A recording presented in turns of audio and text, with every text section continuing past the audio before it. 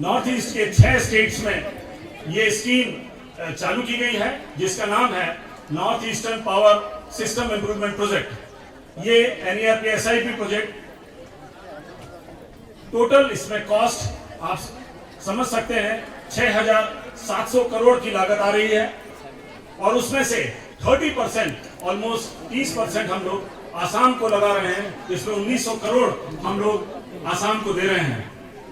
आसाम, अगर मैं एक फुल नॉर्थ ईस्ट का सोचूं, नॉर्थ ईस्ट का बताऊं, तो हम लोग यहाँ पर इस तरह के उपकेंद्र आप जो देख रहे हैं, 134 उपकेंद्र EHV सबस्टेशन के और 85 उपकेंद्र 33 kV के PDCL टाइप के, ये हम लोग पूरे नॉर्थ ईस्ट में 119 लगा रहे हैं। और जो एग्जिस्टिंग सबस्टेशन, जो लगे हुए सबस्टेशन हैं, उनको बढ़ाकर उनकी क्षमता बढ़ाने का काम हम लोग 31 EHV सबस्टेशन और 102 DMS सबस्टेशन। तो आप समझ सकते हैं कि हम लोग 300 के ऊपर सबस्टेशन में कार्य कर रहे हैं, जिससे कि नॉर्थ ईस्ट रीजन को एक बहुत सुदृढ़ और एक सही विद्युत व्यवस्था मिल सके। कुछ दिन पहले हमने चापाकुआ चार्ज किया था, जब आपने देखा कि वहां भी वोल्टेज जो कि 19 kV पर चलता था, जो कि आज 32 kV पर चल रहा है।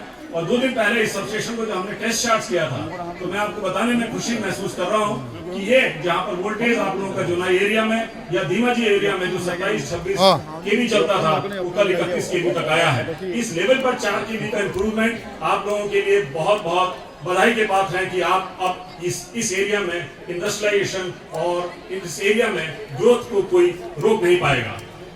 तो मैं एक चीज और बताना चाहता हूं कि इस आसाम एरिया में जो हम काम कर रहे हैं, 11 EHV सबस्टेशंस में हम लोग काम कर रहे हैं।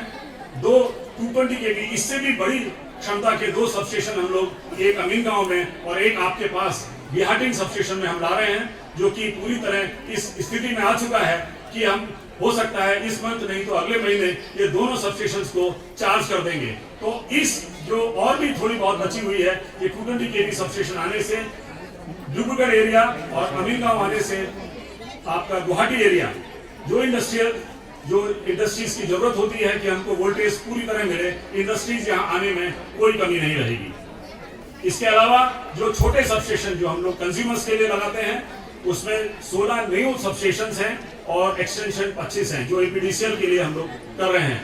तो मैं आपको ये बताना चाहूंगा, इसके अलावा जो लाइंस आपको, जो टावर लाइन क्योंकि सबस्टेशन लाने के लिए हमने जब चापाकुआ किया गया था, तो एक बहुत बड़ा हमारा चैलेंज था कि हम लोगों को ब्रह्मपुत्रा क्रॉस करके वहां जाना था, और हम लोगों ने उसमें पाइप फाउंडेशन करके जब चापाकुआ हम लेके गए, आज चापाकुआ बनने से अपर आसाम और उसके अलावा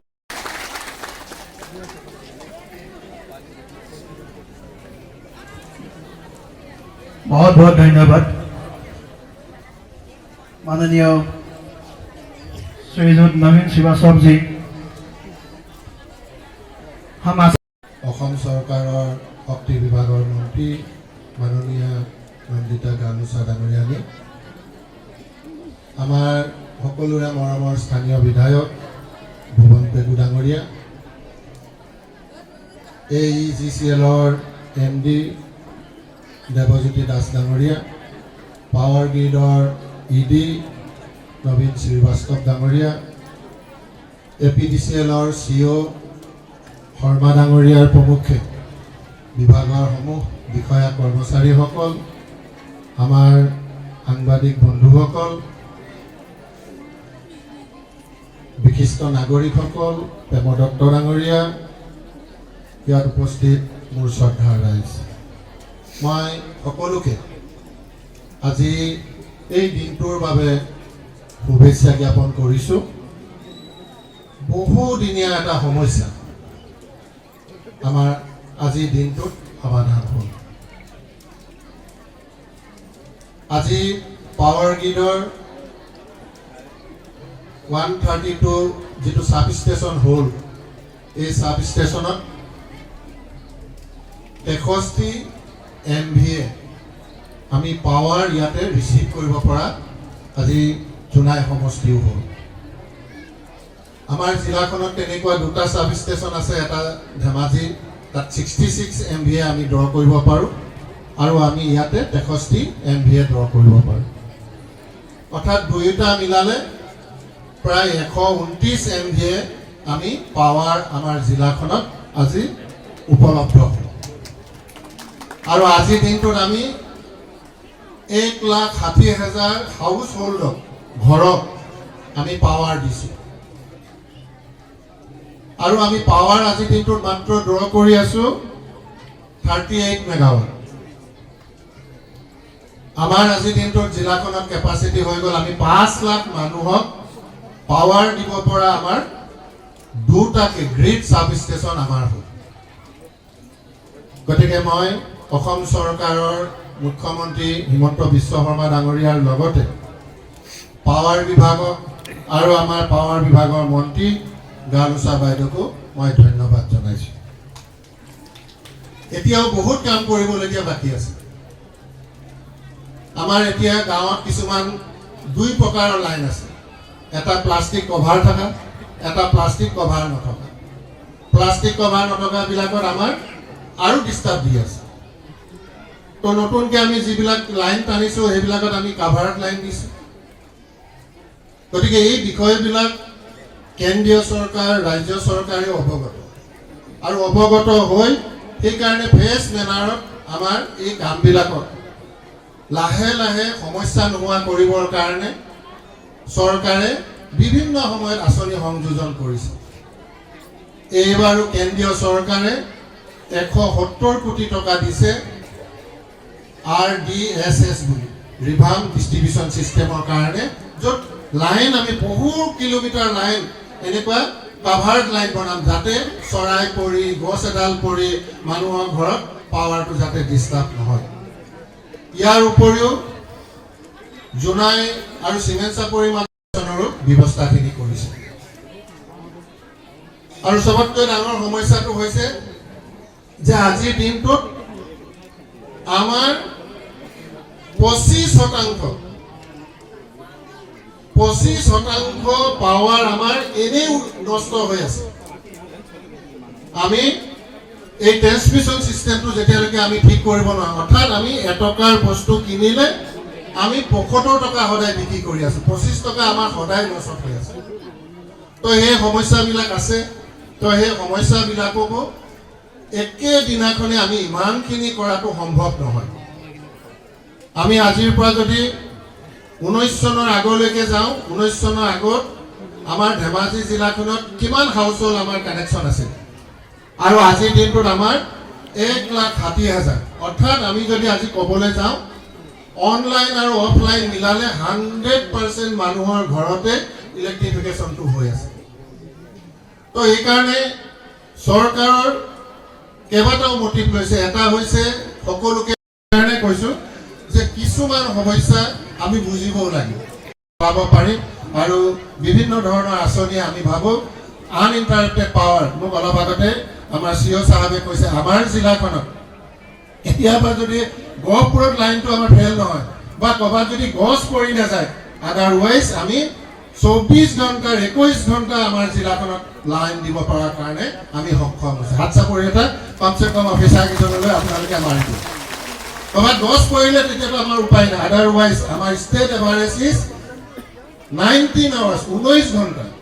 কিন্তু আমাৰ জিলাখনৰ এভাৰেজটো 21 ঘণ্টালৈকে লৈ যাবৰ কাৰণে সক্ষম হৈছে। মই সকলো বিষয়া কৰ্মচাৰীক মোৰ ফালৰ পৰা মই ধন্যবাদ জনাইছোঁ। লগতে মই পাৱাৰ গ্ৰীডৰ শ্ৰীবাস্তৱ চাহাবকো মই ধন্যবাদ জনাইছোঁ। তেখেতে আমাৰ দুটা সাব ষ্টেচন আছিলে, চাফা কোৱা নাছিলে, সেইটো আমি কমপ্লিট কৰিলোঁ, এইটো কমপ্লিট কৰিলোঁ। আৰু লগতে AGCLৰ মই দেৱজিৎ দাস ডাঙৰীয়াকো অনুৰোধ জনাইছোঁ।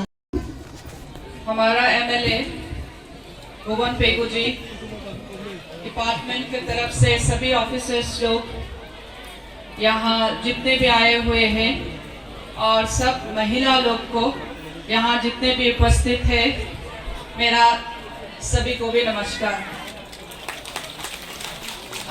आज यहाँ आके जो आपका दुख कितने सालों से था, वो परेशान और दुख को खत्म करने के लिए आज डिपार्टमेंट की तरफ से एक आपका उपहार जैसे आप समझे वो देने के लिए मेरा इलेक्ट्रिसिटी का बात आता है है तो आप लोग बैठ नहीं सकेंगे, ऐसे है ना।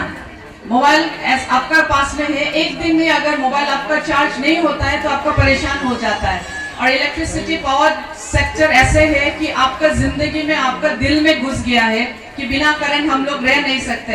ये बहुत ही एकदम सही है कि आपका बिना करंट नहीं रह सकता है, लेकिन मेरा यही एक अपील है कि रात का 8:30 আৰু আমাৰ পৃথিৱীৰ আমাৰ প্ৰকৃতিৰ ভাৰসাম্য পুনৰ ঘূৰাই অনাৰ স্বাৰ্থত এঘণ্টাৰ কাৰণে ব্লেকআউট 8:30 বজাৰ পৰা 9:30 বজালৈ এঘণ্টাৰ কাৰণে মুখ্যমন্ত্ৰী আহ্বান জনাইছে।